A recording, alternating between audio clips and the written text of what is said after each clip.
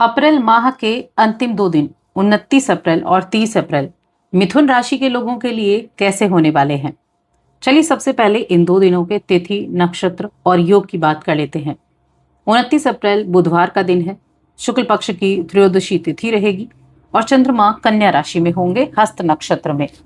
इससे जो योग बनेंगे वो हर्षण नाम का योग बनेगा, सर्वार्थ सिद्धि योग बनेगा और साथ में रवि योग बनेगा। वहीं 30 अप्रैल की बात करें तो गुरुवार का दिन है। शुक्ल पक्ष की चतुर्दशी तिथि है।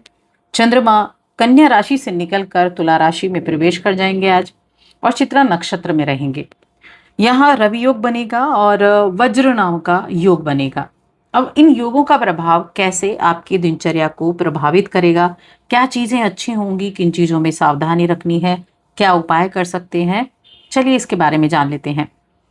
तो देखिए, दोनों दिनों की मैं अलग अलग बात करूंगी क्योंकि ये राशिफल चंद्र राशि पर आधारित है और चंद्रमा दोनों दिन अलग अलग राशि में है। अब यहाँ जो 29 अप्रैल का दिन है, इस दिन चंद्रमा कन्या राशि में है। कन्या राशि यानी कि आपके चौथे भाव में। अब चौथे भाव से चंद्रमा, देखिए आपके दूसरे घर के स्वामी चौथे भाव में गए हैं और 10वें भाव पर दृष्टि जा रही है। तो इस दौरान आपको किसी ऐसे व्यक्ति से कुछ ऐसी जानकारी प्राप्त हो सकती है जो आपको प्रेरित करे। यानी आप किसी ऐसे व्यक्ति से मिल सकते हैं जिसके पास अनुभव की कमी ना हो, जिसके पास बहुत ज्ञान हो, जिसे सुनकर, जिसे प्राप्त करके आपको भी खुशी हो और आपको भी कुछ करने का मौका मिले और उनकी वजह से आप मोटिवेट हो जाओ। होते हैं ना कुछ लोग जिनकी वजह से हम बहुत मोटिवेट हो जाते हैं, बहुत प्रेरित हो जाते हैं।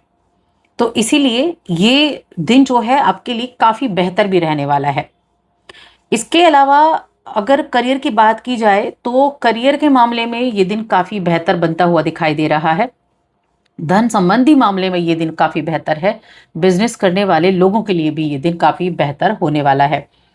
आपके घर से जुड़ा कोई निवेश आपके लिए बड़ा फायदेमंद रहेगा और आप इस दौरान अपने मित्रों या अपने रिलेटिव्स हो गए, उनके साथ मिलकर कुछ फाइनेंशियली ग्रोथ के लिए कुछ चीज़ों पर काम कर सकते हैं।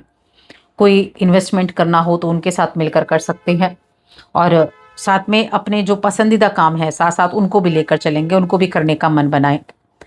यह काम की अधिकता भी ज़्यादा रहेगी और काम की अधिकता रहते हुए भी आप अपने लिए वक्त निकाल पाएंगे। ये देखिए, बिजनेस जो कर रहे हैं इस राशि के जातक, अगर उनके लिए देखा जाए तो बिजनेस करने वाले जातकों के लिए ये समय अच्छा बना हुआ है। आपकी राशि में गुरु बृहस्पति बैठे हुए हैं और सप्तम भाव पर दृष्टि डाल रहे हैं। सप्तम भाव पर जो गुरु की दृष्टि है, ये जो दृष्टि है, जो भी इस तरह के बिजनेस करते हैं, स्टेशनरी से रिलेटेड, बुक से रिलेटेड, इस तरह के काम करते हैं तो उनके लिए काफ़ी फायदेमंद ये दिन रहने वाला है। बाकी पार्टनरशिप में आप काम करते हैं तो पार्टनरशिप के काम के लिए भी ये दिन अच्छा रहेगा। धन भाव के स्वामी है चंद्रमा, धन भाव भी है ये और ये वाणी का भाव भी है। यहाँ से जो चंद्रमा की दृष्टि है वो अष्टम, यहाँ पर जो चंद्रमा की दृष्टि है वो 10वें घर पर भी है। तो इस दौरान जो भी आप ऑनलाइन काम कर रहे हैं, प्रॉपर्टी से जुड़ा हुआ काम कर रहे हैं, फूड बिजनेस से जुड़ा हुआ काम कर रहे हैं, उन सभी में आपको ग्रोथ देखने को मिलेगी। पैसे की आवक बढ़ी रहेगी, यानी कि धन के मामले में स्थितियां जो हैं वो काफ़ी उत्तम रहने वाली हैं। पैसा आपके पास पैसा आपके पास आएगा ही आएगा। अगर आप अपने किसी काम के परिणाम को लेकर चिंतित हैं तो आपको डरने की आवश्यकता नहीं है। सब कुछ ठीक रहेगा और आपको ये एहसास होगा कि आप बिना वजह के ही इतनी टेंशन ले रहे थे। कई बार होता है हम कि किसी भी काम को लेकर टेंशन ज़्यादा ले लेते हैं उस काम को करने से पहले ही, लेकिन उतनी टेंशन की वो बात होती नहीं है। तो वो जो बेकार का तनाव आप पहले से ले रहे हैं उस तनाव को ना लेकर सिर्फ अपने काम पर आपको फोकस करना है।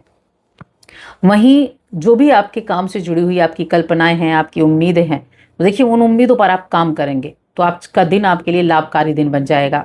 अपनी व्यापार की तरक्की, अपने बिजनेस को आगे लेके जाना, इस ताक में हर एक व्यक्ति रहता है और आपको इसमें कोई ना कोई सपोर्ट करने वाला रहेगा। आपको अचानक से कोई सपोर्टिव इंसान मिल सकता है, अचानक से कोई फ़ायदा आपके लिए रहेगा, कोई डील आपकी हो गई, तो ऐसे मौके आपको मिल सकते हैं और इस मौके की वजह से कई रास्ते और खुल जाएंगे।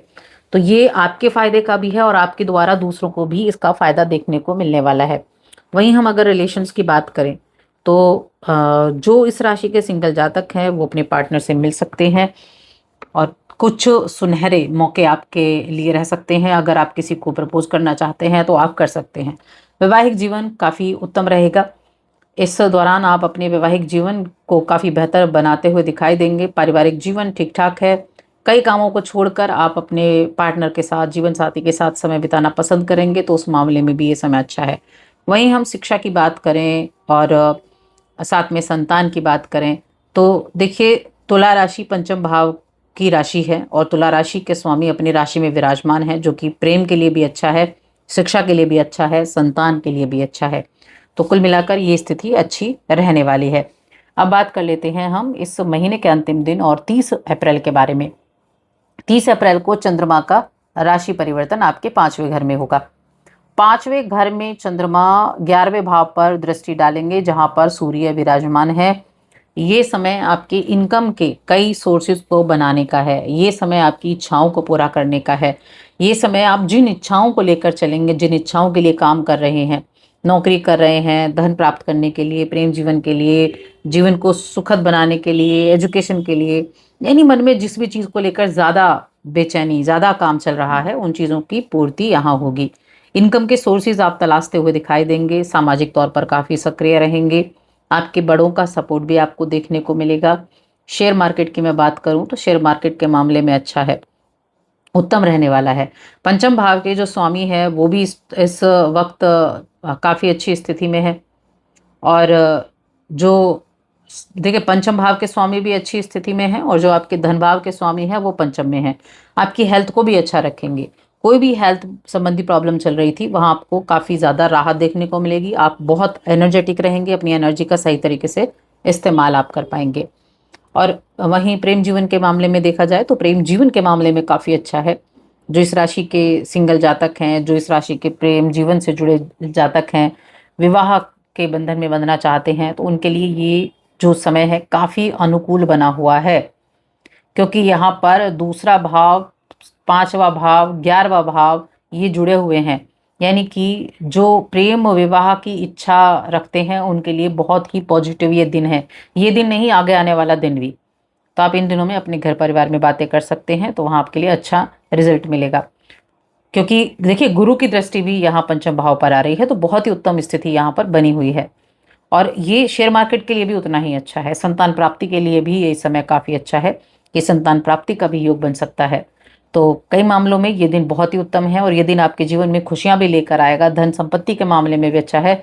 पैसों की बढ़त भी लेकर आएगा, यानी कि आपके अकाउंट में पैसों की खनक जरूर दिखने वाली है। उपाय की बात कर लेते हैं आप कि उपाय आपको क्या करना है। आप रात्रि में 1 लोटा या 1 गिलास में जल भरकर अपने सिरहाने रखकर सोएं और सुबह उठकर उसको किसी पौधे में आप दे दें। ये कार्य आप प्रतिदिन किया करें। इससे आपकी जो नेगेटिविटी है वो कम होगी, हेल्थ आपकी अच्छी रहेगी और आपके कार्य भी अच्छे चलेंगे।